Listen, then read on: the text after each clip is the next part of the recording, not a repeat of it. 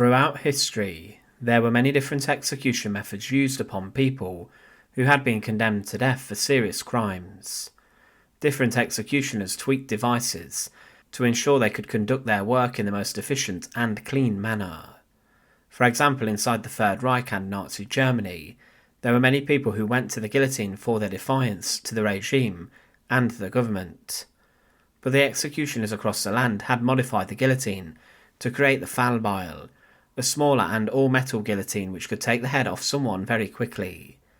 In fact, there were some accounts of people being executed within just 7 seconds from when they entered the execution chamber of the prisons, such was the ruthless efficiency. But one of the most common methods of execution deployed over the centuries was the gallows, but there was one specific modification done to this which was used up until the 20th century in some regard, and also it inspired executions at the end of the Second World War, and inspiration was taken from Horse and Cart Gallows. To support our channel, please make sure to subscribe to the Fortress. The gallows was the execution structure in which people were hanged upon following being given their death sentences. They were, as mentioned, adapted throughout history, and the Americans even developed a variant known as the upright jerker, in which the victim would be sent high up into the air, jerking upwards as a counterweight fell, and this was aimed to also break the neck of the condemned. This was also created as an attempt to make the gallows more reliable. However, throughout the centuries, the gallows did not even use a trapdoor, and it was just a frame for someone to be hanged upon. Executioners would pass a rope over the gallows and secure the noose around the neck, and then pull down on the rope, and they would literally choke the life out of someone as they were hoisted into the air and taken off their feet. But even a horse and cart was used in gallows executions. Hanging people from earlier forms of gallows involved securing the noose around someone's neck, whilst they were either stood on a ladder or on the back of a horse-drawn cart, which had been backed up underneath the wooden structure.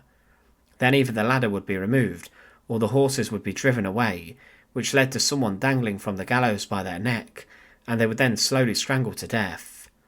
One famous execution which was carried out in this manner, and documented, was that of a British spy named John Andre, and it was said of his execution that, while waiting and standing near the gallows, I observed some degree of trepidation, placing his foot on a stone and rolling it over and choking in his throat, as if attempting to swallow.